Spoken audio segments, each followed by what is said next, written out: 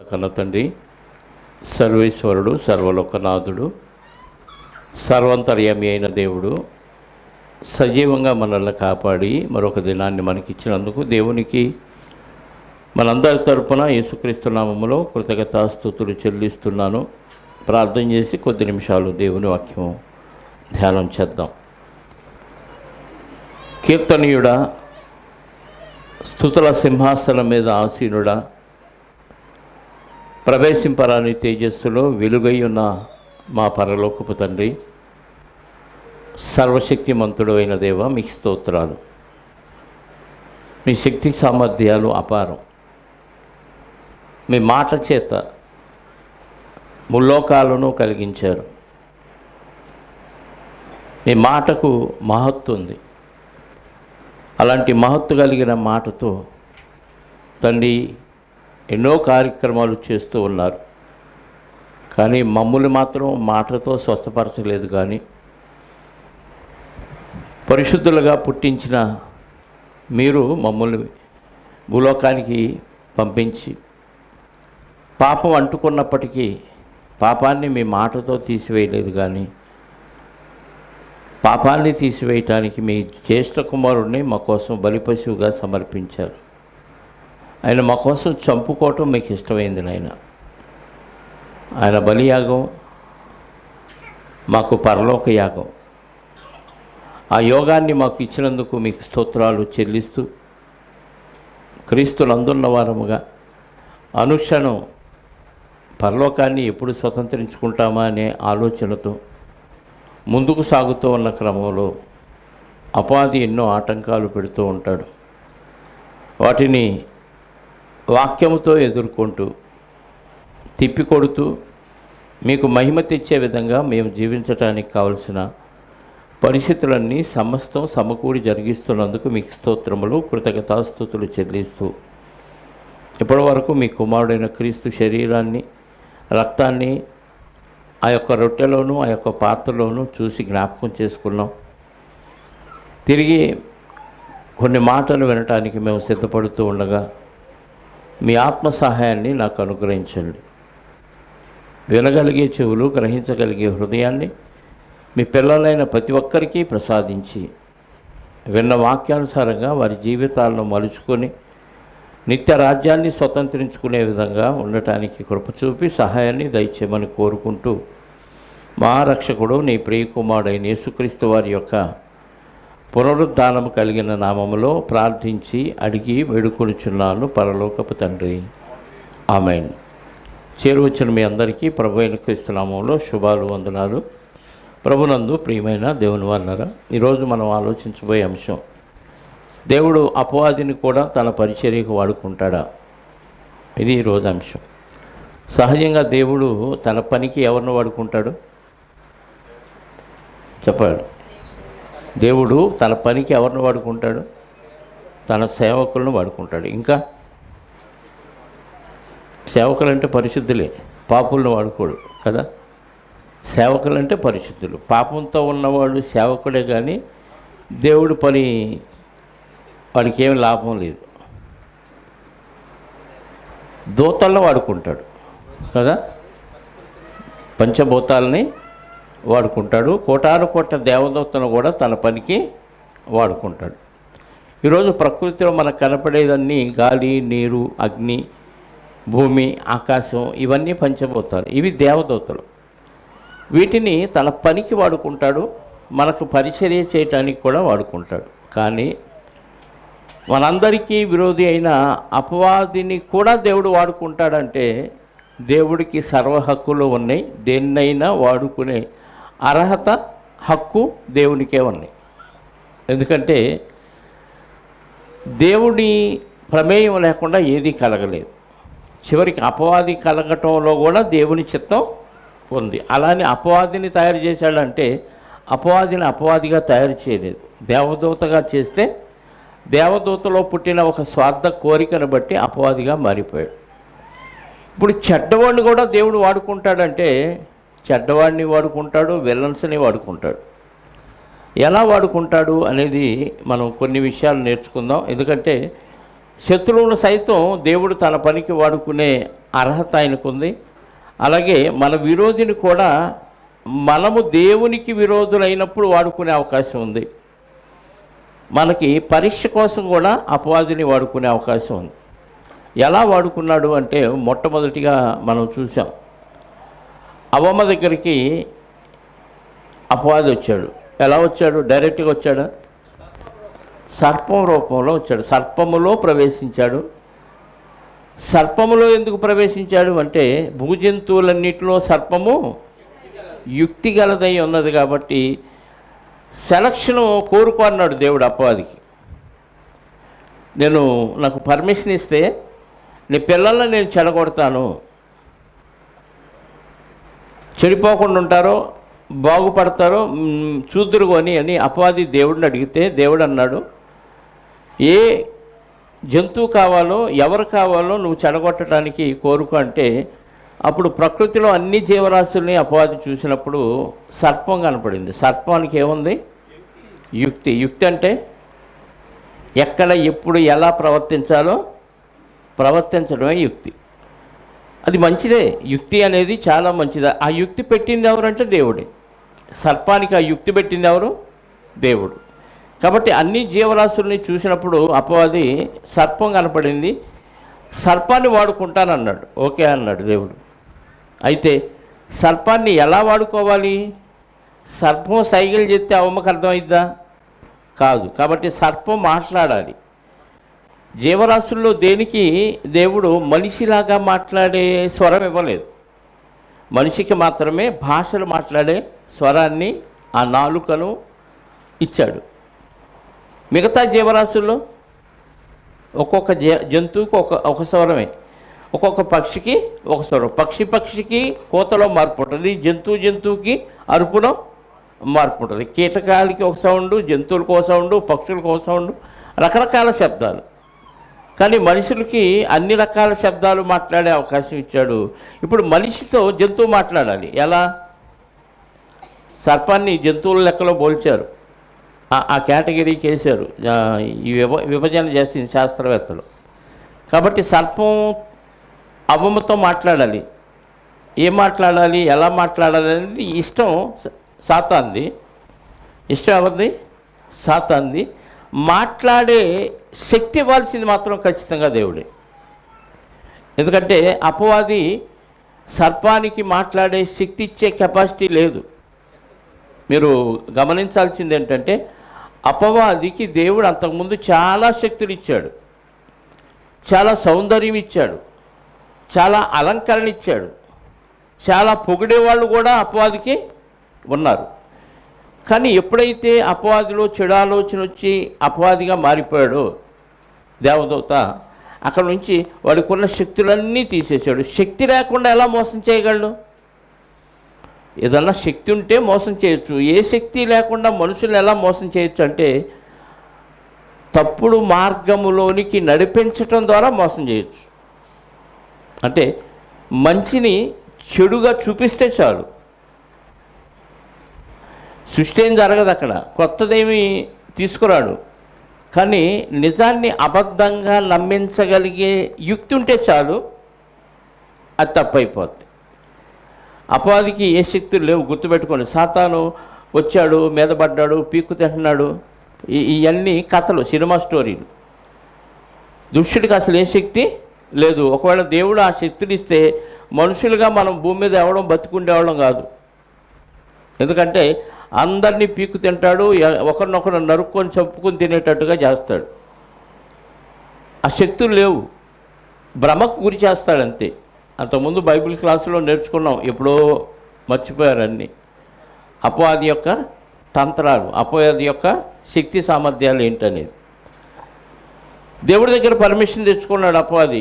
ఆ సర్పానికి మాట్లాడే శక్తి కావాలి అని అంటే, ఓకే ఇచ్చాను పోని, దేవుడు ఇస్తేనే సర్పం మాట్లాడగలిగింది, లేకపోతే సర్పానికి మాటలు లేవు. అక్కడ నుంచి ఏ జంతువు అయినా మాట్లాడిందా బైబిల్ అంటే, మళ్ళీ బిలాము దగ్గర గాడిద ఒక్కటి మాట్లాడింది. ఇంకెక్కడ ఏ జంతువు మాట్లాడలా. పేతురుగారి దగ్గర కోడి కూసింది తప్ప, పేతురుగారితో నువ్వు అబద్ధం ఆడావు, యేసుక్రీస్తు వారిని మోసం చేసావని కోడేం మాట్లాడాలి కదా. 3 సార్లు కోడి కూసేలోపు నువ్వు నన్ను ఎరగనని అబద్ధం చెప్తావు అని యేసుక్రీస్తు వారు చెప్పిన మాట ఆ కోడి కూత వలన గుర్తుపట్టాడు తప్ప కోడి ఈ పేతురు గారికి ఏం చెప్పలా.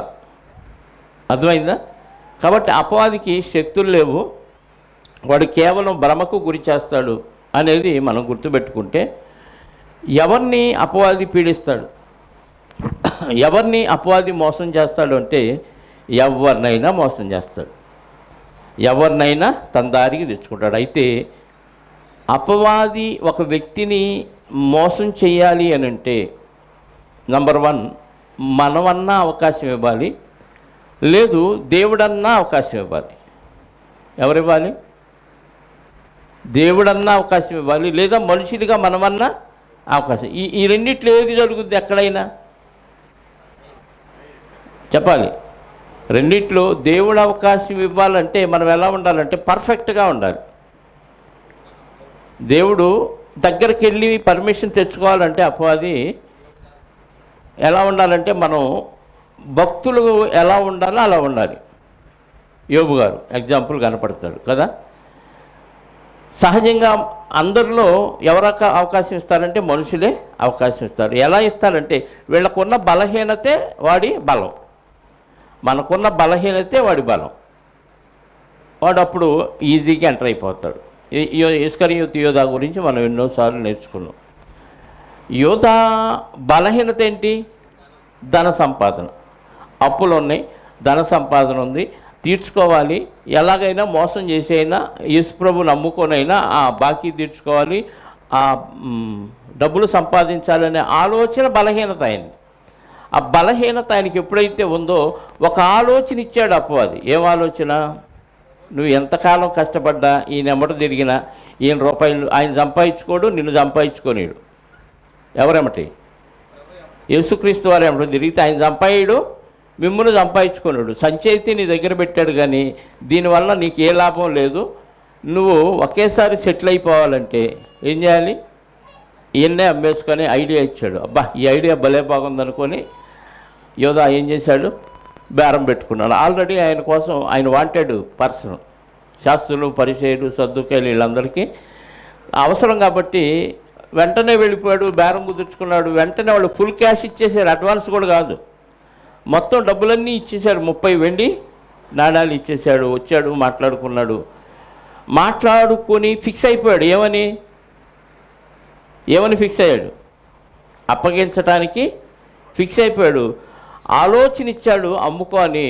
ఆలోచనలు అమలుపరిచేలకి ఎప్పుడైతే అమలుపరచాలి అని ఫిక్స్ అయిపోయాడో లోపలికి ప్రవేశించాడు అపవాది.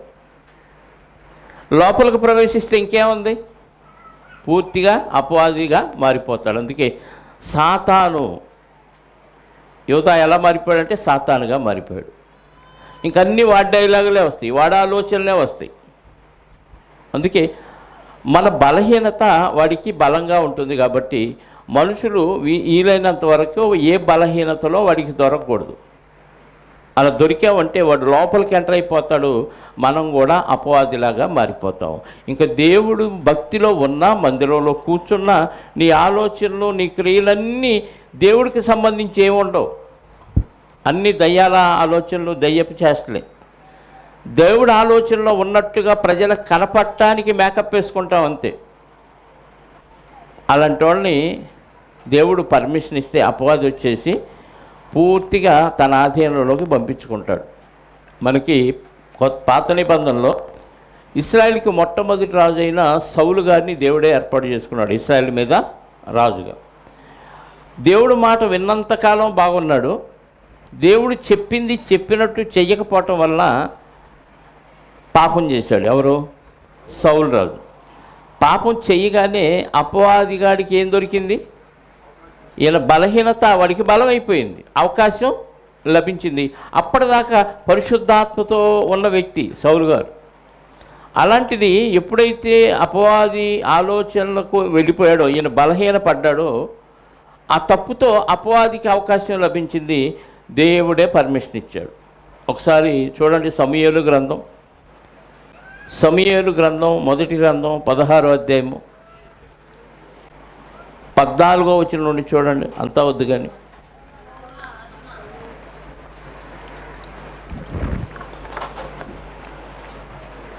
యెహోవా ఆత్మ సౌలును విడిచిపోయి యెహోవా యొద్ద నుండి దురాత్మ ఒకటి వచ్చి అతన్ని వెరపింపగా. చాలమ్మ, ఏం చెప్పాడు ఇక్కడ? ఎక్కడి నుంచి వచ్చాడు దురాత్మ అంటే? యెహోవా దగ్గర దురాత్మలు స్టాక్ ఉంటారా? క్యూలో ఉంటారా? రాజుగారి దగ్గర సైన్యం ఉంటుంది. ఎక్కడ యుద్ధం జరిగితే సైన్యాన్ని అక్కడికి పంపిస్తాడు. ఇప్పుడు దురాత్మ ఎక్కడి నుంచి వచ్చినట్టు ఉంది ఇక్కడ? అంటే దేవుడి దగ్గర పరలోకంలో దురాత్మలు ఉంటాయా? చెప్పాలి. ఉంటాయా ఉండవా? పెడతాయా? దేవుడి దగ్గరికి వెళ్ళే ధైర్యం ఉంటుందా? దేవుడున్న లోకాన్ని ఏ లోకం అని పిలుస్తాం మనం? చెప్పాలి. ఏ లోకం? పరలోకం. పరలోకంలో ఎవరుంటారు? పరిశుద్ధుడు. పాపులు కూడా ఉండొచ్చా? పాపులకి అక్కడ ప్రవేశం లేదు. ఇప్పుడు పాపులకి ప్రధానుడు ఎవడు? అపవాది. మరి అపవాదికి ఏదో కారణాన్ని బట్టి పరలోకంలో ప్రవేశం ఉంటుందా? ఎట్టి పరిస్థితుల్లో ఉండదు. మరి యెహోవా యొద్ద నుంచి దురాత్మ ఒకటి వచ్చి సౌలును వెరపింపగా అని ఎందుకన్నాడు? అంటే యెహోవా యొద్ద నుండి అంటే యెహోవా దగ్గర నుంచే వచ్చాడు అని అర్థం చేసుకోకూడదు. ఎందుకంటే పరలోకంలో పాపులకి ప్రవేశం లేదు. పాపులకు మూల విరాట్టైన అపవాదికి అంతకంటే ప్రవేశం లేదు. వాడికి చెడు ఆలోచన మనసులో వచ్చినప్పుడే గెటౌట్ అన్నాడు. చూస్తారా యెషయా గ్రంథం? యెషయా గ్రంథం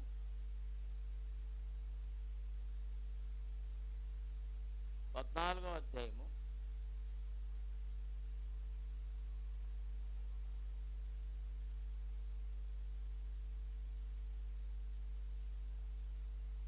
12 నుంచి. తేజో నక్షత్రమా, వేకు చుక్క, నీవెట్లు ఆకాశం నుండి పడితివి, జనములను పడగొట్టిన నీవు నేలమట్టం వరకు ఎట్లు నరకబడితివి. నేను ఆకాశమునకు ఎక్కిపోయేదును, దేవుని నక్షత్రములకు పైగా నా సింహాసనమును హెచ్చింతును.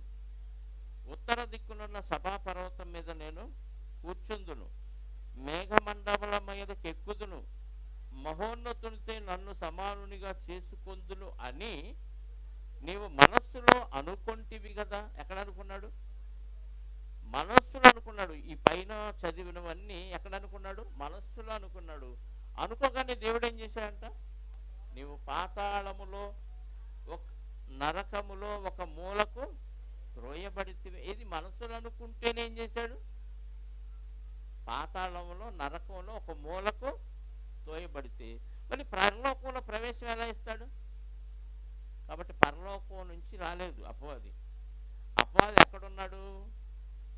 ఎఫెసీ పత్రిక 6వ అధ్యాయము, ఎఫెసీ పత్రిక 6వ అధ్యాయము ప్రస్తుతం వాడు ఎక్కడున్నాడు అంటే వాడి తిరిగే ప్లేస్ చూపిస్తున్నాడు. 6వ అధ్యాయము 12వ వచనం.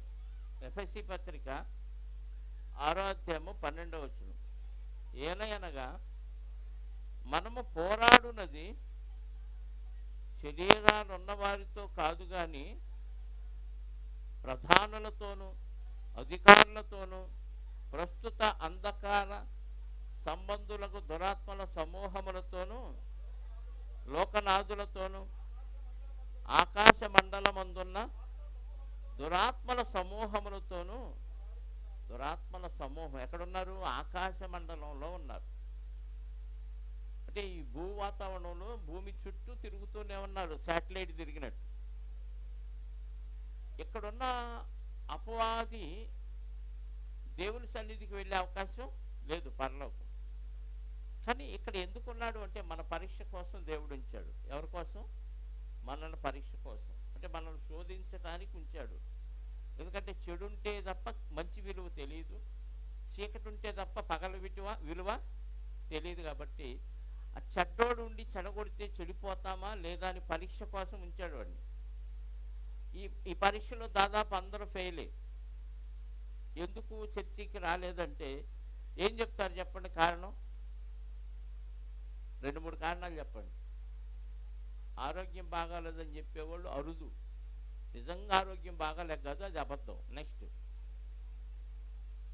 బంధువులు వచ్చారు, ఫంక్షన్కి వెళ్ళాము, ఇంకా పనికి వెళ్ళాము, ఆదివారం పనికి వెళ్ళే వాళ్ళు ఉన్నారు. ఆ పూర్ణయ్య గారు ఎప్పుడు వస్తానంటాడు, పనికి వెళ్తానే ఉంటాడు కదా. పేరు పూర్ణయ్య కానీ ఆయన పూర్తిగా అసంపూర్ణయ్యే. నిన్న వెతికాను, దొరకలే. అక్కడ భోజనాల దగ్గర ఉన్నాడన్నారు కానీ దొరకలా. లేకపోతే పూర్ణంగా ఇద్దాం అనుకున్నా ఆయనకి, దొరకలా. మరి ఏం చేద్దాం, ఇంకేం చెబుతాం సాకులు. ఇవన్నీ వాక్యానికి కనెక్ట్ అవుతాయా? వాక్యం ఒప్పుకుంటుందా ఈ సాకులు చెప్తే? చెప్పండి. పార్తమ్మ గారు రాష్ట్రంలో ఈ మధ్య నిన్న అరిస్తే ఈరోజు వచ్చింది. ఎందుకు రాలేదంటే నడవలేకపోతున్నాను అయ్యింది. మరి ఎక్కడికి వెళ్ళంటే అక్కడికి వెళ్ళిందంట. ఎక్కడికి? మనవాళ్ళ దగ్గరికి. అక్కడ దాకా నడిచింది, 4 అడుగులు నడవలేదంట. ఇది నిజమా అబద్ధమా? ఈరోజు నడిచిందా? అంటే సాకు కదా. నేను ప్రాక్టికల్గా మన మధ్య జరిగేవి చెప్తున్నా, ఎక్కడెక్కడ స్టోరీలు చెప్పట్లా. ఇలాంటి పనికి మాలిన కారణాలు చెబుతారు కదా. చెబుతారా లేదా? అపవాదిగాడు అలాంటి ఆలోచనలే ఇస్తాడు. ఎక్కడున్నాడు వాడు? ఆకాశ మండలం ముందున్న దురాత్మల సమూహములు ఆకాశ మండలంలో ఉన్నాడు. కాబట్టి ఇక్కడున్నవాడు దేవుడికి కనపడతాడంటే కనపడతాడు. ఇదిగో పలానోడు తప్పు చేశాడు, వాడి దగ్గరకు నువ్వు వెళ్ళిపో, నీకు పర్మిషన్ ఇచ్చా అని.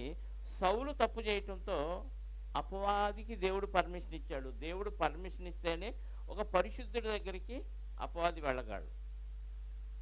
ఈయన తప్పు చేశాడు కాబట్టి దేవుడు పర్మిషన్ ఇచ్చాడు. అందుకే పరిశుద్ధాత్మ వెళ్ళిపోయాడు. సమూయేలు మొదటి గ్రంథం 16వ అధ్యాయంలో 14వ వచనంలో యెహోవా ఆత్మ సౌలును విడిచిపోయి యెహోవా యొద్ద నుండి దురాత్మ ఒకటి వచ్చి సౌలును వెరపింపగా సౌలు సేవకులు దేవుని యొద్ద నుండి వచ్చిన దురాత్మ ఒకటి నిన్ను వెరపించి ఉన్నది, మా ఏలినవాడవైన నీవు ఆజ్ఞేయము, నీ దాసులమైన మేము సిద్ధముగా ఉన్నాము. సితారా చమత్కారముగా వాయింపగల ఒకని విచారించుటకై మాకు సెలవిమ్ము. దేవుని యొద్ద నుండి దురాత్మ వచ్చి నిన్ను పట్టినప్పుడెల్లా అతడు సితారా చేతబట్టుకొని వాయించుట చేత నీవు బాగుపడదు అని అతనితో అనిరి. అంటే దేవుని యొద్ద నుండి దురాత్మ వచ్చి సౌలును ఏం చేశాడు? వెరపిస్తూ ఉన్నాడు. వెరపించటం అంటే పిచ్చోళ్ళలాగా చేశాడు. అంటే లేనిపోని నిష్కారణమైన కోపం ఎదుటోడి మీద, నిష్కారణంగా ఏడవటం, నిష్కారణంగా అరవటం, ఇవన్నీ వెరపింపుకు సూచనలు. అపవాది వస్తే అనవసరంగా కోప్పడతాడు, అనవసరంగా సీరియస్ అవుతాడు, అనవసరంగా పెద్దగా అరుస్తాడు, అనవసరంగా బూతులు తిడతాడు, పిచ్చి పిచ్చి పనులన్నీ చేస్తారు. వెర్రిలో నుంచి వచ్చింది ఈ వెరపింపు. అర్థమైందా? అపవాది ఎక్కడి నుంచి వచ్చాడంట?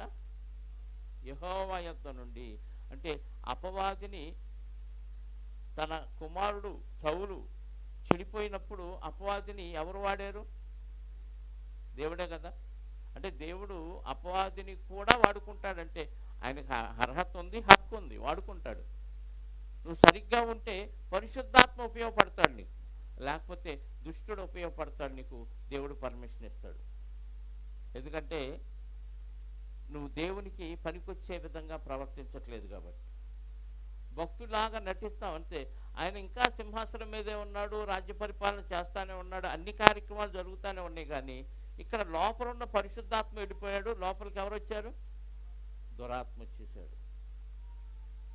మరి భక్తుడేనా రాజేనంటే రాజే, మళ్ళీ భక్తుడేనంటే భక్తుడే. ఇలాంటి వాళ్ళు సంఘంలో సౌలు లాంటి వాళ్ళు బోల్డ్ మంది ఉన్నారు. పూర్తిగా భక్తిలో లేరు. సౌలు రాజు ఒక తప్పే చేశాడు. ఏంటది? అమాలేకీయుల మీదకి యుద్ధానికి వెళ్ళి ఆ దేశంలో పూచిక పొల్ల కూడా తీసుకొని రావద్దు, దాన్ని నేను శపించాను, శాపగ్రస్తమైంది అది అని చెప్తే అక్కడి నుంచి ఎవడో చెప్పాడని శ్రేష్టమైన కోడల్ని, ఎద్దుల్ని, ఆవులను తీసుకొచ్చాడు. ఎందుకంటే నీ దేవుడైన యెహోవాకి బలి ఇవ్వటానికి తెచ్చాను అన్నాడు. అసలు దేవుడికి ఇవ్వటానికి నిన్నెవరు తెమ్మన్నాడు? అక్కడి నుంచి దొంగతనం చేసి, మోసం చేసి, వ్యభిచారం చేసి, లంచాలు తీసుకొని దేవుడి పని చేయమన్నాడా? అన్నాడా? నువ్వు నిజాయితీగా 10 రూపాయలు రూపాయి చాలు. విధవరాలు ఎంత వేసిందంట?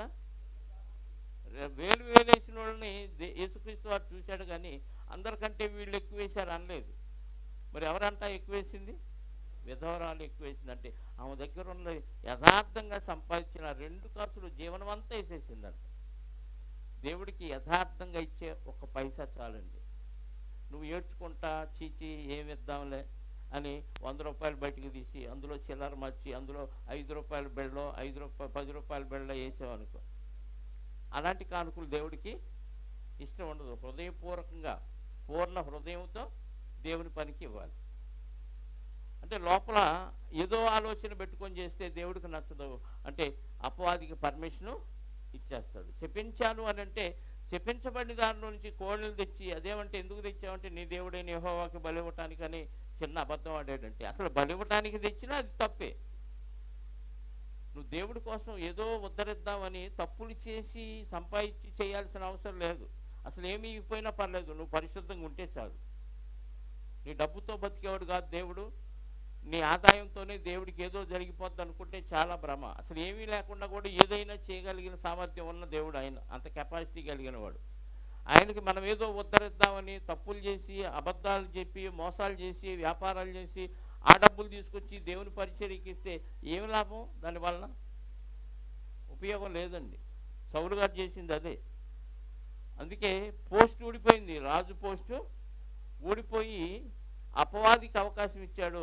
అపవాది వచ్చి ఆయన్ని విరిపించాడు. మళ్ళీ భక్తుడైన దావీదు గారు వచ్చి ఆ వీణ పిల్లను వాయిస్తే తప్ప ఆ దురాత్మ వెళ్ళే పరిస్థితి లేదు. అక్కడ వాయించటం వల్ల మ్యూజిక్ని బట్టి ఆ అపవాది వెళ్ళాడు కాదు. అక్కడ విషయం ఏంటంటే పరిశుద్ధుడు వచ్చాడు కాబట్టి పంపించాడు దేవుడు అపవాదిని. వేరేవాడు వచ్చి మ్యూజిక్ వాయిస్తే మళ్ళీ అపవాది వాడు, ఎందుకంటే అలాంటి మ్యూజిక్లు వాడు చాలా వాయిస్తాడు. ఎందుకంటే పరలోకంలో దేవదూతలు ఆయనకి పిల్లను గోవులు వాయించేవాళ్ళు ఉన్నారు. ఎప్పుడు సాతానుగా వాడు మారకముందు ఎలాంటి వాళ్ళు ఉన్నారు తెలుసా? వాడి ముందు ఈ ఫుల్ ఆర్కెస్ట్రా బ్యాండ్ అంతా అక్కడే ఉన్నారు. వాడికి ముందు వాడిని పొగుడుతూ వాయించేవాళ్ళు అంట. యెహెజ్కేలు గ్రంథంలో ఉంటుంది ఆ మాట, 28వ అధ్యాయం చూస్తారా? యెహెజ్కేలు గ్రంథం 28వ అధ్యాయము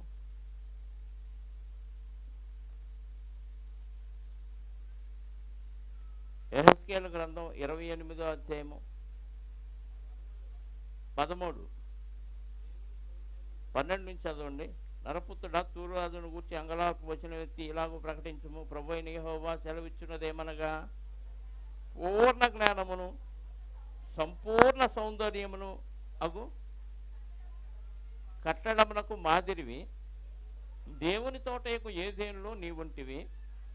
మాణిక్యము, గోమేధికము, సూర్యకాంతమణి, రక్తవర్ణపు రాయి, సులిమాని రాయి, మరకతము, నీలము, పద్మరాగము, మాణిక్యము అను అమూల్య రత్నములతోనూ బంగారముతోనూ నీవు అలంకరింపబడి ఉన్నావు. ఎన్ని మణులు రత్నాలతో అలంకరింపబడ్డాడంట. మంచి సౌందర్యం గల పట్టణానికి మాదిరంట.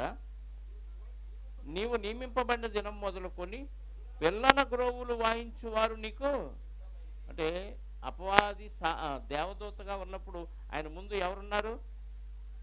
పిల్లన గోవులు వాయించేవాళ్ళు ఉన్నారు. ఆల్రెడీ ఆ పిల్లన గోవి సౌండ్ తెలుసు. మళ్ళీ ఇక్కడ కూడా వచ్చి పిల్లన గోవు వాయిస్తే ఆడు పారిపోవటం ఏంటి? పిల్లన గోవు సౌండ్కి వెళ్ళిపోవాలి. అక్కడ వెళ్ళిపోయింది దేని?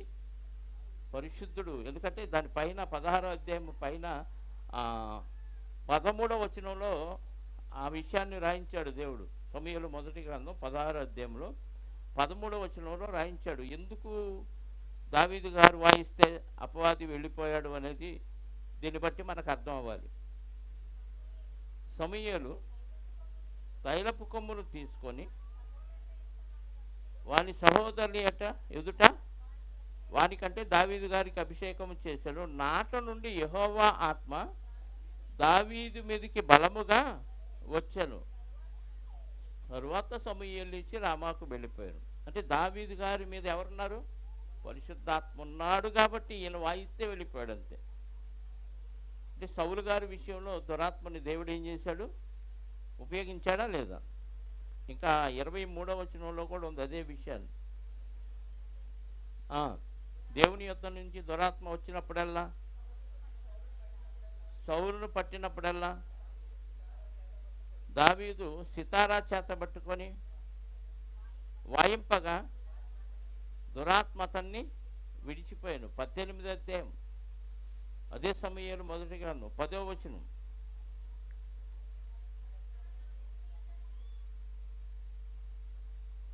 మర్నాడు దేవుని యొద్ద నుండి దురాత్మ సౌలు మీదకి బలముగా వచ్చినందున అతడు ఇంటిలో ప్రవేశించుచుండగా దావీదు మునుపట్లాగా వీణ చేత పట్టుకొని వాయించెను. ఒకప్పుడు సౌలు చేతిలో ఒక ఈటె ఉండగా దావీదును పొడిచి గోడకు బిగించుదని అనుకొని సౌలు ఆ ఈటె అంటే ఈసారి పోల సౌలుకి దయ్యం పట్టింది, అపవాది వచ్చాడు. అలా ఇంట్లోకి వస్తూ ఉండగానే దావీదు గారు ఆయనకు పట్టినప్పుడల్లా దావీదు గారు ఏం చేయాలి? వీణ వాయించాలి, పిల్లను కూడా వాయించాలి. అలా వాయిస్తున్నప్పుడు అపవాది వెళ్ళిపోయాడు. కానీ ఈసారి ఏం జరిగింది? ఈ వాయింపులకు పోలావాడు పోకుండా ఆ ఈట ఒకటి తీసుకొని గుచ్చితే వెళ్ళిపోయి ఆ దావీదు గారిలో గుచ్చుకొని దావీదు గారు గోడ గుచ్చుకునేటట్టుగా విసిరాడంట. అంటే ఎంత బలంగా విసిరాడో చూడండి. ఒక వ్యక్తిలో నుంచి బళ్ళెం దూసుకుపోయి గోడకు గుచ్చుకోవాలంట. ఏ తాత్పర్యం కలిగి ఉన్నాడు? వీణ చేత పట్టుకొని వాయించాను. ఒకప్పుడు సౌలు చేతిలో ఒక ఈటె ఉండగా దావీదును పొడిచి గోడకు బిగించుదని అనుకొని సౌలు ఆ ఈట విసిరాను. అయితే అది తగులకుండా దావీదు 2 మార్లు తప్పించుకొనాను. యెహోవా తనను విడిచి దావీదునకు తోడయ్యుండుట చూచి సౌలు దావీదునకు అర్థమైపోయింది, నన్ను దేవుడు విడిచిపెట్టాడు, దావీదుకు తోడై ఉన్నాడు, నాకేమో దురాత్మ వచ్చాడు అన్న విషయం సౌలు గారికి అర్థమైపోయి దావీదు గారికి భయపడ్డాడు. అంటే అపవాదిని దేవుడు వాడుకుంటాడు, తన పనికి వాడుకునే ఆ అర్హత దేవుడికి ఉంది. అలాగే యోబు గారి దగ్గరికి వచ్చేసరికి యోబు గారు ఈ సౌలు గారిలాగా తప్పేం చేయలే. ఎలా ఉన్నాడు? యోబు గ్రంథం 1వ అధ్యాయంలో 6వ వచనం చదవండి. 6 కాదు 7, 8 లేకపోతే 8, 9. అంతటా యెహోవా అందుకు యెహోవా నీవు నా సేవకుడైన యోబు సంగతి ఆలోచించితివా? అపవాదితో చెప్తున్నాడండి. అపవాదితో చెప్తున్నాడు ఏమని? నీవు నా సేవకుడైన యోబు సంగతి ఆలోచించితివా? అతడు యథార్థవర్తనుడు, న్యాయవంతుడయ్యుండి దేవుని యందు భయభక్తులు కలిగి చెడుతనమును విసర్జించినవాడు. భూమి మీద అతని వంటి వాడు ఎవడును లేడు. అంటే యోబు గారు ఎలాంటి వాడు? మంచి భక్తుడు, యథార్థవంతుడు, న్యాయవంతుడయ్యుండి దేవుని యందు భయభక్తులు కలిగి చెడుతనాన్ని విసర్జించిన వాడు. అలాంటి వాళ్ళు ఆ టైంలో లేరు, ఎప్పుడూ లేరని కాదు. భూమి మీద అతని వంటి వాడు ఎవడూ లేడంటే ఆ కాలములో అలాంటి వ్యక్తి ఎవరు లేరు. ఆ తరంలో నోవాహు గారి తరంలో నోవాహు గారి లాంటి వాళ్ళు ఎవరు లేరు. అలా తీసుకోవాలి తప్ప ఇంకా యోబు గారిలో ఉంటాడు ఇంకా చరిత్రలో లేరు అనుకోకూడదు. అలాంటి యోబు గారి దగ్గరికి అపవాది ఎందుకు వచ్చాడు? దేవుడు పర్మిషను ఇస్తే వచ్చాడు. అంటే ఇందాక చెప్పుకున్నట్టుగా మనమన్నా పర్మిషన్ ఇవ్వాలి, లేదా దేవుడన్నా దేవుడు పర్మిషన్ ఇవ్వాలంటే మనం ఎలా ఉండాలి? యోబు గారిలాగా ఉండాలి. అప్పుడు వచ్చాడు, శోధిస్తానన్నాడు, ఓకే అన్నాడు, దేవుడు పర్మిషన్ ఇచ్చాడు. ఆ పర్మిషన్లో శక్తులు కూడా దేవుడు ఇచ్చాడు. ఏంటి ఆ శక్తులు? ఒకటి, అతని సంపద అంతా పోయేటట్టు, శత్రువులు వచ్చి ఆయన పశువుల్ని అన్ని కొల్లబెట్టుకెట్టేటట్టు చేసింది దేవుడే. పిల్లలందరూ ఒకే ఇంట్లో ఉండి భోజనాలు చేస్తున్నప్పుడు, విందు ఆరగిస్తున్నప్పుడు యోబు గారి పిల్లలు పెద్ద సుడిగాలు వచ్చి ఆ ఇంటి మీద కొట్టి ఇల్లంతా కూలిపోయేటట్టు చేసింది దేవుడే. అపవాదికి పర్మిషన్ ఇస్తే జరిగినవి. అపవాదికి ఇల్లు కూలగొట్టే కెపాసిటీ లేదు, సుడిగాలి చేత ఏదో చేసే కెపాసిటీ లేదు, వేరే వాళ్ళని పిలిపించి ఇక్కడ మొత్తం కొల్లబెట్టుకెళ్ళే పరిస్థితి లేదు. వీటన్నిటికీ శక్తినిచ్చింది, పర్మిషన్ ఇచ్చింది ఎవరంటే దేవుడే. అర్థమైందా? అంటే ఒక వ్యక్తిని పరీక్షించడానికి దేవుడు అపవాదికి పర్మిషన్ ఇస్తే అపవాది ద్వారా జరిగినవి. అలాగే యోబు గారికి భయంకరమైన వ్యాధి వచ్చింది. ఆ వ్యాధి ఎవరు రప్పించారంటే సాతానే రప్పించాడు, అపవాది. కాకపోతే ఎవరి కెపాసిటీతో ఎవరిస్తే రప్పించాడంటే దేవుడు పర్మిషన్ ఇస్తే రప్పించాడు. అందుకే అక్కడ ఒక మాట ఉంటుంది, యోబు గ్రంథంలో 12వ వచనం, మొదటి అధ్యాయంలో, యెహోవా ఇదిగో అతనికి కలిగిన సమస్తమును నీ వశమున ఉన్నది. అంటే ఆయనకి యోబు గారికి ఉన్న ఆ సమస్తం ఎవరికి ఇచ్చేశాడు? అంతకుముందు చుట్టూ కంచె వేశాడు. అపవాదికి అవకాశం లేదు. యోబు గారి అడ్డాలో కాలు పెట్టే అర్హత, ఆ కెపాసిటీ అపవాదికి లేదు. యోబు గారి ఇంట్లో పనోళ్ళకు కూడా హాని చేసే కెపాసిటీ లేదు. యోబు గారి ఆస్తులు నాశనం చేసే కెపాసిటీ కూడా అపవాదికి లేదు. ఎందుకంటే చుట్టూ కంచేశాడు. ఇప్పుడు ఆ కంచె తీసేశాడు దేవుడు. ఇదిగో సమస్తం నీ ఆధీనంలో నీ వశమున ఉన్నవి, అతనికి మాత్రము ఏ హానియు చేయకూడదని అపవాదికి సెలవీయగా వాడు యెహోవా సన్నిధి నుండి బయలు వెళ్ళాను. యోబు గారికి మాత్రం ప్రమాదం జరగకూడదు, మిగతా అన్నీ నీ ఇష్టం, పర్మిషన్ ఇచ్చాను పో అన్నాడు. ఆ శక్తి, ఆ పర్మిషను దేవుడి ద్వారానే అపవాది చేశాడు. తర్వాత యోబు గారికి ఒంటి నిండా ఏమొచ్చినాయి? కురుపులు.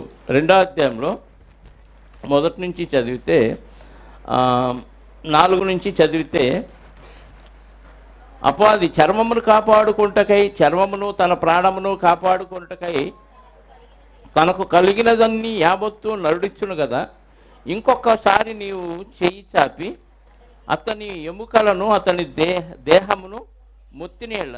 అపవాది చెప్తున్నాడు దేవుడితో, ఇంకొకసారి నీ చెయ్యి చాపి యోబు గారి ఎముకలను, యోబు గారి దేహాన్ని నువ్వు మొత్తితే. మనమేమనుకుంటామంటే అపవాది వలన కురుపులు వచ్చినాయి, అపవాది వలన ఎముకలకి ప్రాబ్లం వచ్చింది అనుకుంటున్నాం. అపవాది ఆవహించటం వలన యోబు గారికి అనారోగ్యం వచ్చింది, యోబు గారి కురుపులు వచ్చినాయి అనుకుంటున్నాం. అపవాదే చెప్తున్నాడు దేవుడితో, నీవు ఇంకొకసారి నీ చెయ్యి చాపి అతని ఎముకలను, అతని దేహమును నీవు మొత్తినే ఎడల అతడు నీ ముఖము ఎదుటనే దూషించి నిన్ను విడిచిపోవును అనేను. అందుకు యెహోవా, అతడు నీ వశమున ఉన్నాడు, అతని ప్రాణమును మాత్రము నీవు ముట్టవద్దని సెలవిచ్చాను. అంటే మొత్తం అపవాది వశానికి అప్పగించాలంటే అపవాది యోబు గారికి ఏం కలిగించాలనుకున్నాడో అవన్నీ కలిగేటట్టు పర్మిషన్ ఇచ్చాడు. మీకు అర్థమైందా? మనం ఒక వ్యక్తికి ఏదో చేయాలనుకున్నప్పుడు అలా చేసే పర్మిషన్ దేవుడిస్తే మనం చేయగలం. దేవుడు పర్మిషన్ ఇవ్వలేదనుకో, నువ్వు అవతల వ్యక్తికి ఎంత హాని చేయాలనుకున్నా ఏం చేయలేవు. అంటే మన విషయాల్లో, భక్తుల విషయాల్లో ఏదైనా జరిగింది నష్టం అని అంటే అది దేవుడు పర్మిషన్ ఇస్తేనే జరిగింది. లేకపోతే ప్రపంచం అంతా ఏకమై ఆ పని చేయాలన్నా అది అసాధ్యం, అవదు. ఇక్కడ అపవాదికి దేవుడే పర్మిషన్ ఇచ్చాడు. అది ఆయన నీ వశమున ఉన్నాడు, అతని ప్రాణము మాత్రం ముట్టవద్దని సెలవిచ్చాను. కాబట్టి అపవాది యెహోవా సన్నిధి నుండి బయలు వెళ్ళి అరికాలు మొదలుకొని నడ్డెత్తి వరకు బాధగల కురుపులతో యోబును, ఇప్పుడు కురుపులతో మొత్తింది ఎవరు? అపవాది. అపవాది కురుపులు నప్పించే కెపాసిటీ ఉందా? లేదు. మరి ఎవరిచ్చారు? దేవుడిచ్చాడు. అది పరీక్ష కోసం ఇచ్చాడు. అరికాల నుంచి నన్నెత్తి వరకు బాధ కలిగిన కురుపులతో యోబును మొత్తెను. అంటే మనకి ఎంత నష్టం కలిగించినా దాని వెనక కారణం మనల్ని పరీక్షించడానికి అన్న విషయం మనం గుర్తుపెట్టుకోవాలి. ఏంటో దేవుడు నాకు అన్యాయం చేశాడు అనిపిస్తే యోబు గారికి అనిపించాలా? ఖచ్చితంగా అనిపించాలి. దానికి ఎవరిని వాడుకున్నాడు? అపవాదిని వాడుకున్నాడు. ఒకటి సౌలు గారి సందర్భంలో అపవాది ఉపయోగపడ్డాడు, ఇక్కడ యోబు గారి సందర్భంలో అపవాదిని వాడుకున్నాడు. ఇంకా దేవుని పిల్లలైన వారు అప్పుడప్పుడు తప్పులు చేస్తున్నప్పుడు వాళ్ళని సరిచేయటానికి లేదా వాళ్ళకు బుద్ధి చెప్పడానికి, వాళ్ళకి గుణపాఠం నేర్పించడానికి కూడా అపవాదిని వాడుకున్న సందర్భాలు బైబిల్లో చాలా ఉన్నాయి. మరొక సందర్భాన్ని మనం బైబిల్లో చూడగలిగితే దినవృత్తాంతముల 2వ గ్రంథం 18వ అధ్యాయం. దినవృత్తాంతముల 2వ గ్రంథం 18వ అధ్యాయము. ఈ సందర్భం అంతా చదివితే అర్థమైంది, లేదంటే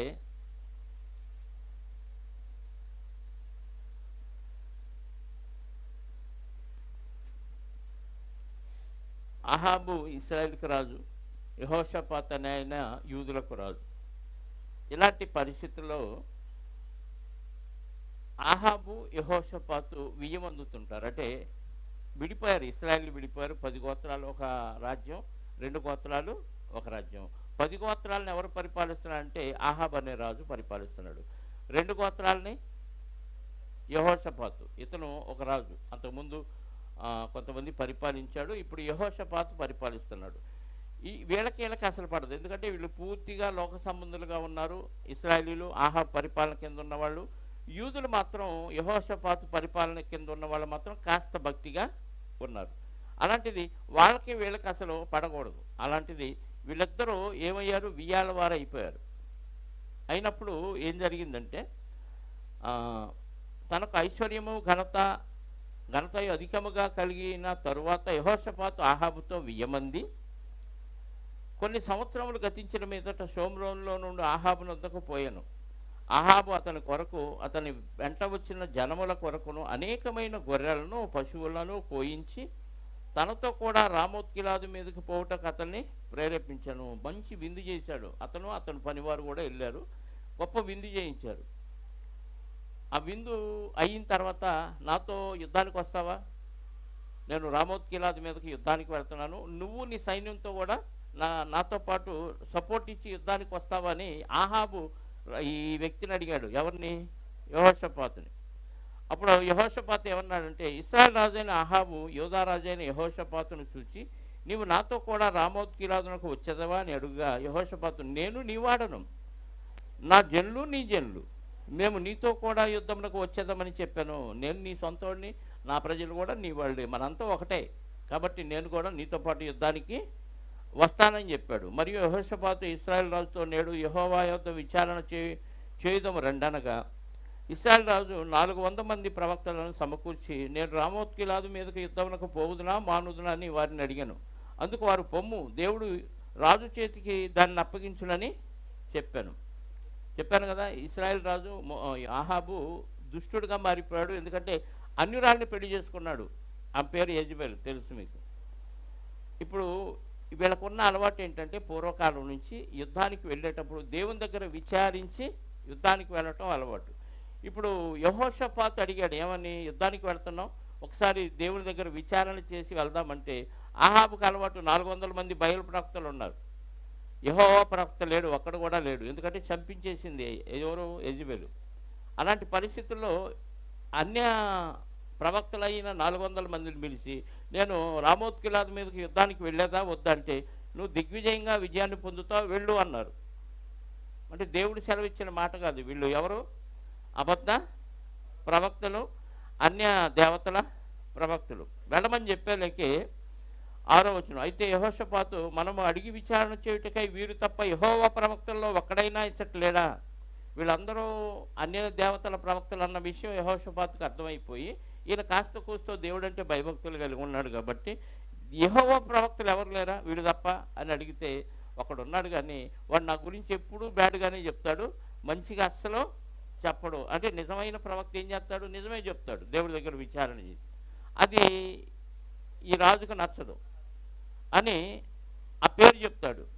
ఇమ్లా కుమారుడైన మీకాయ అని ఒకడు ఉన్నాడు, ఉన్నాడు, అయితే అతడు నన్ను గూర్చి మేలు ప్రవచింపక నిత్యము కీడునే ప్రవచించున్నాడు గనుక నేను వాని యందు పగ కలిగి ఉన్నాననగా యెహోషాపాతు, రాజు అలా అనవద్దు అనెను.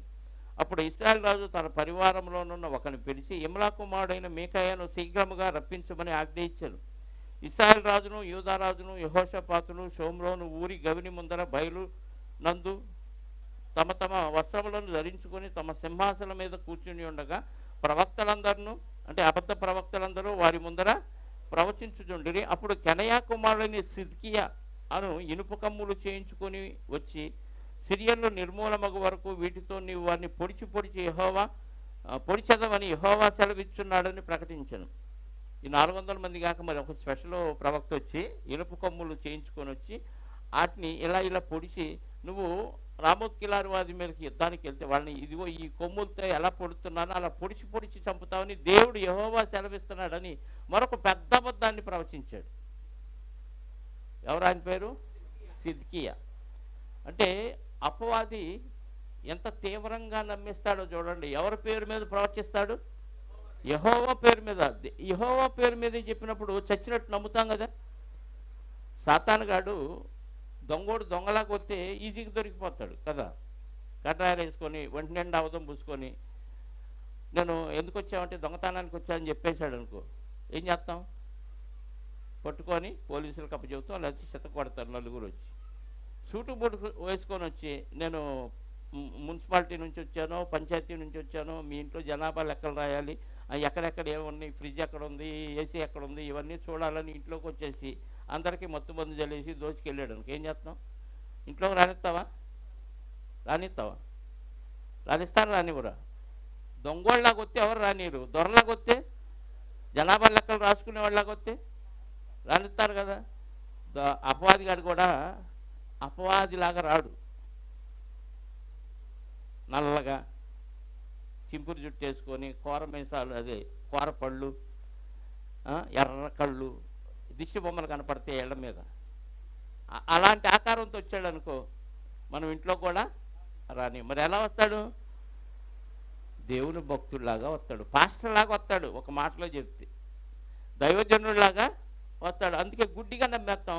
ఆడు ఏ పనికి మాట చెప్పినా దేవుని బిడ్డే, దేవుని మాటే అనుకుని గుడ్డిగా నమ్మేసి బ్యాచ్ మొత్తం ఎక్కడ కలిసిపోతారు? అపవాది నరకంలో కలిసిపోతారు. అది తెలివితేటలు చూసారా? నువ్వు ఎలా వస్తే నమ్ముతావు వాడికి బాగా తెలుసు. కాబట్టి ఎలా వచ్చాడు? 400 మంది అబద్ధం చెప్తే 400 మాటలు నిజమని నమ్ముతారా లేదా? నమ్ముతారు.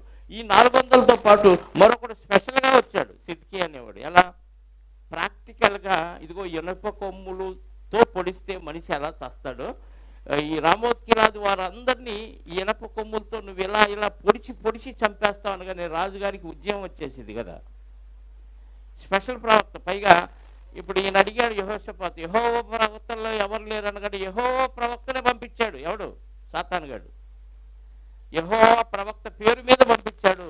అప్పుడు ఈయన కూడా నమ్మాల్సిందే. ఎవరు? యెహోషాపాతు కూడా నమ్మాల్సింది. అంటే కాస్త కూస్త భక్తి ఉన్న వాడిని కూడా చెడగొట్టడానికి అపవాదిగాడు వాడి ప్రయత్నాలు శక్తి వంచన లేకుండా చేస్తాడు.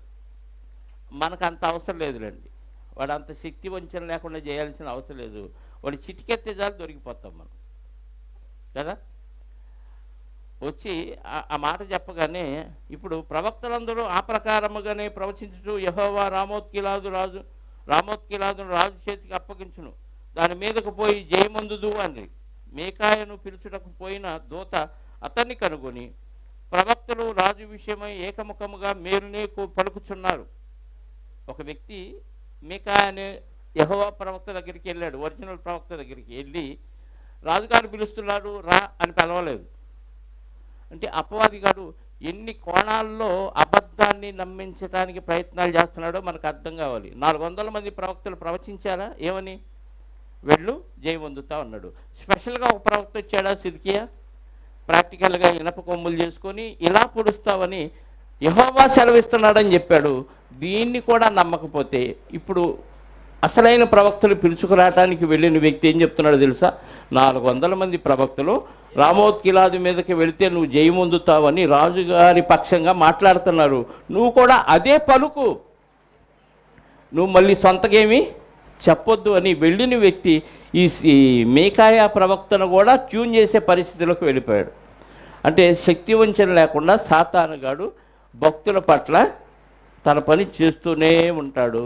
ఎందుకంటే వాడికి ఉన్న సమయం చాలా కొద్దిది కాబట్టి 24/7 వాడి వర్క్ అంతా 24/7. మనది 7లో 2 అవర్స్, 7 రోజులు కదా వారానికి, రోజుకి 24 గంటలు వాడి పని. మనకి 7 రోజుల్లో వారంలో 2 గంటల్లో ఎంత పని? గంటో గంటన్నర, అందులో అరగంటో గంటో దొబ్బేస్తాం. ఎంత దోచుకున్నాడో మిమ్మల్ని కదా. అపవాది సొత్తు మనం అంతా.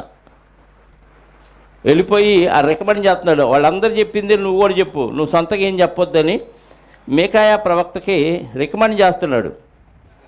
దయచేసి నీ మాటను వారి మాటలకు అనుకూలపరిచి మేలునే ప్రవచించమనగా మీకాయా యెహోవా జీవంతోడు నా దేవుడు సెలవిచ్చున్నదేదో దాన్ని ప్రవచించునని చెప్పాను. 400 కాదు 4000 మంది ప్రవచించినా నేను మాట్లాడను. దేవుడు ఏది చెప్తాడో నేను అదే చెప్తాను తప్ప నేను సొంతగా ఏం చెప్పను, వాళ్ళు చెప్పినట్టు కూడా నేను చెప్పను. దేవుడు అది చెప్తే అదే చెప్తా, కాదు వేరేం చెప్తే అదే చెప్తాను. యెహోవా జీవముతోడని ప్రమాణం చేసి చెబుతున్నాడు. అతడు రాజునంతకు రాగా రాజు అతన్ని చూసి మీకాయా యుద్ధమునకు రామోత్కిలాదు మీదకు మేము పోవుదుమా మానుదుమా అని అడుగగా అతడు పోయి జయించుడి, వారు మీ చేతికి అప్పగింపబడుతున్నారు. నేను నిజమే చెప్పాడా అబద్ధం చెప్పాడా? 400 మంది చెప్పిందే చెప్పాడుగా. ఆ విషయం ఆహాబుకి అర్థమైపోయింది. నువ్వు ఎకచక్కాలు ఆడుతున్నావు నాతో, నువ్వు ఖచ్చితంగా వాళ్ళు చెప్పింది చెప్పని నాకు తెలుసు. ఎందుకంటే ఈ దేవుడు ఈయన పక్షంగా లేడని ఆయనకు అర్థమైపోతుంది ఆహాబుకి. నువ్వు చెప్తే అది కరెక్ట్ కాదు, ఎందుకంటే వీళ్ళు చెప్పిందే నువ్వు చెప్తావని నేను నమ్మట్లా.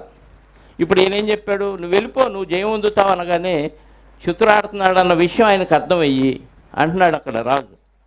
అప్పుడు రాజు యెహోవా నామమును బట్టి అబద్ధమును కాక సత్యమే పలుకుమని నేను ఎన్నిసార్లు నీ చేత ఒట్టు పెట్టించుకుందనని అతనితో అనగా అతడు కాపరు లేని గొర్రెల వలె ఇశ్రాయేలు వారందరూ పర్వతముల మీద చెదిరిపోవుట. ఇశ్రాయేలు అందరూ ఎలా కనపడ్డారు? కాపరు లేకుండా ఎవడిష్టానుసారంగా వెళ్ళిపోవటం దర్శనంలో చూశాడు మీకాయ ప్రవక్త గారు. చూచితని వీరికి యజమానులు లేడనియు వీరిలో ప్రతివాడు తన తన ఇంటికి సమాధానముగా పోవాలనియు యెహోవా సెలవిచ్చి ఉన్నాడనెను.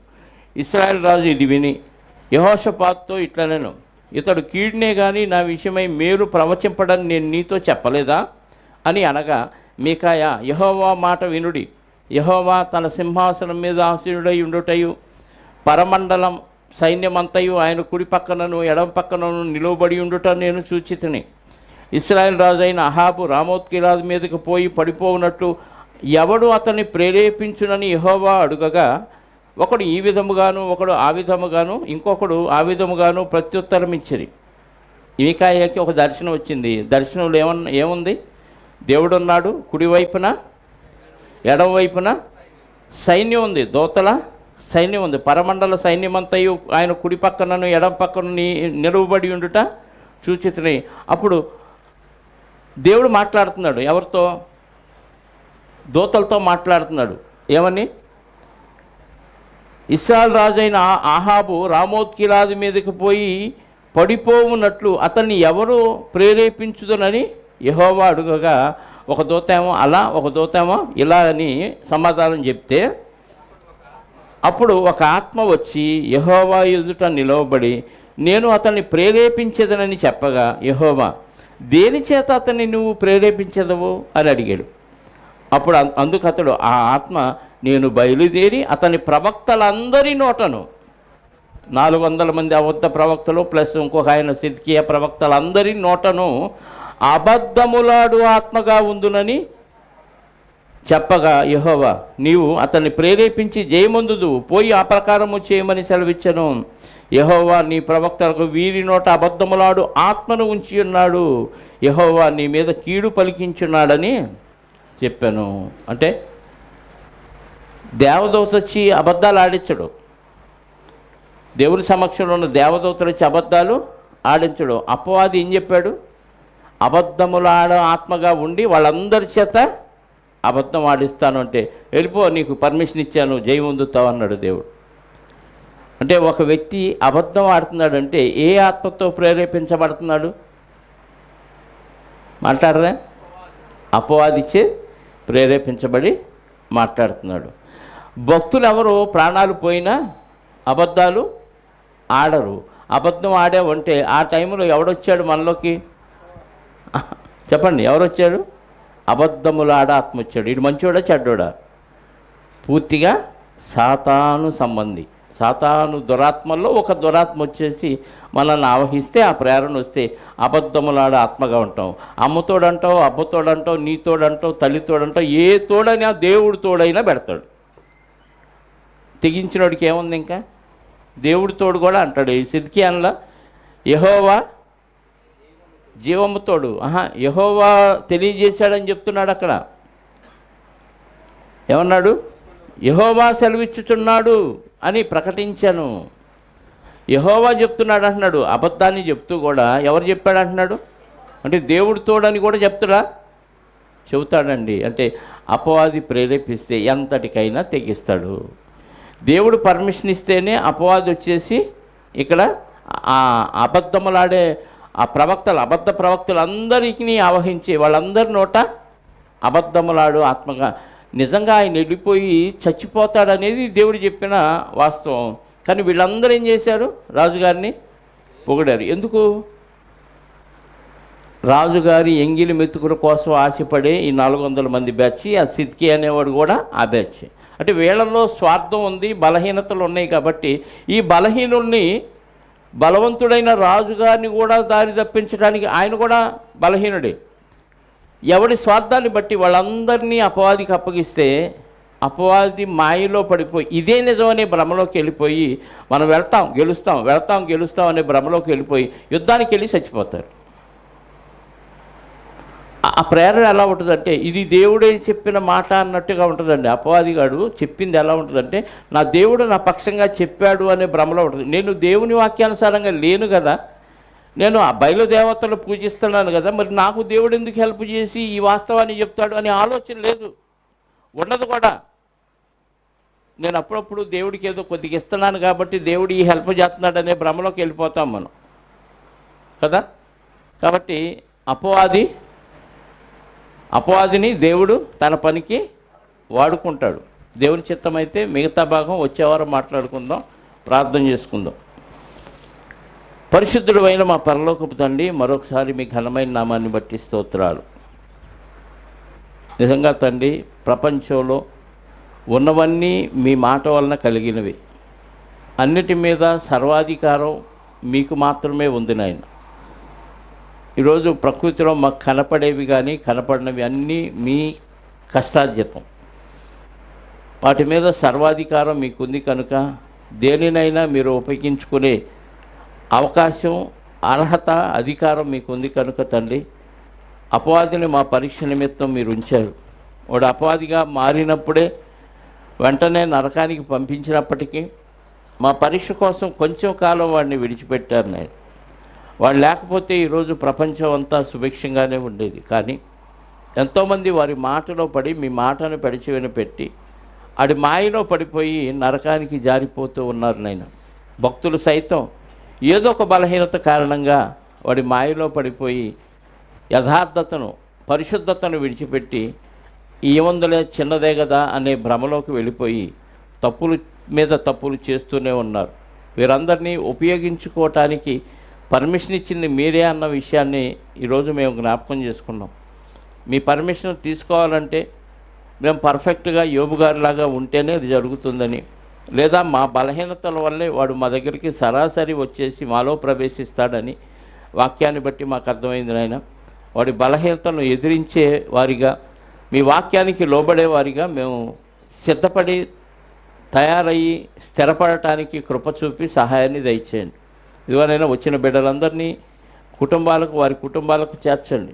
రేపటి నుంచి జరగవలసిన కార్యక్రమాలన్నింటినీ మీ అధ్యక్షతన మీ నామానికి మహిమకరంగా జరిగించమని, ప్రయాణాల్లో మాకు తోడుగా ఉండమని కోరుకుంటూ తండ్రి, మరి ముఖ్యంగా నిన్నటి దినాన మొన్న రాత్రి కాల సమయంలో ఇదిగోనైనా మహేషు, మౌనిక యొక్క రెండవ బిడ్డ తండ్రి రిషిత తన దేహాన్ని విడిచి వెళ్ళిపోయింది.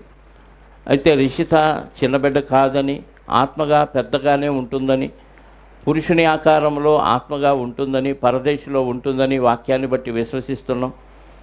శరీర సంబంధాన్ని బట్టి వారికి ఉన్న ఆ బాధను మీ వాక్యంతో తీసివేయండి. మంచి ఆలోచన విధానాన్ని వారిలో కలిగించండి. అదే పనిగా ఆలోచిస్తూ పోతే ఎలాంటి ప్రయోజనం ఉండదు. కానీ మేము ఏడవటం వల్ల, బాధపడటం వల్ల పోయిన బిడ్డ తిరిగి రాదు కనుక తండ్రి, హ్యాపీగా మా వంశంలో ఒక బిడ్డ పరదేశంలో ఉన్నాడు అనే ఆలోచనతో వారు తృప్తి కలిగి జీవించటానికి, ఆదరణ పొందుకోవటానికి కృపాక్షేమాలు వారికి దయచేయండి. ఇదివరైనా వచ్చిన బిడ్డల్లో ఎవరెవరికి ఎలాంటి అవసరాలు ఉన్నాయో మీకు తెలుసు. అది అనారోగ్యం కానీ, ఆర్థిక సమస్య కానీ, మానసిక రుగ్మత, బలహీనతలు కానీ ఏదున్నా క్రీస్తులో వారికి శుద్ధి చేసి స్వస్థపరిచి వారు మరింతగా మిమ్మల్ని హత్తుకొని మీకు కృతజ్ఞతాస్తుతులు చెల్లించగలిగే సామర్థ్యాన్ని భక్తిని వారిలో పెంపొందించమని కోరుకుంటూ తిరిగి తెనాలి ఆరాధనకు మేము వెళ్ళుచుండగా తండ్రి సురక్షితంగా మమ్మల్ని గమ్యానికి చేర్చి అక్కడ ఆరాధన కార్యక్రమంలో కూడా మిమ్మల్ని స్తుతించి ఆరాధించి ఘనపరిచే భాగ్యాన్ని మాకు అనుగ్రహించమని మా రక్షకుడు నీ ప్రియ కుమారుడైన యేసుక్రీస్తు వారి యొక్క అధికారం కలిగిన నామములో ప్రార్థించి అడిగి వేడుకొనుచున్నాను పరలోకపు తండ్రి.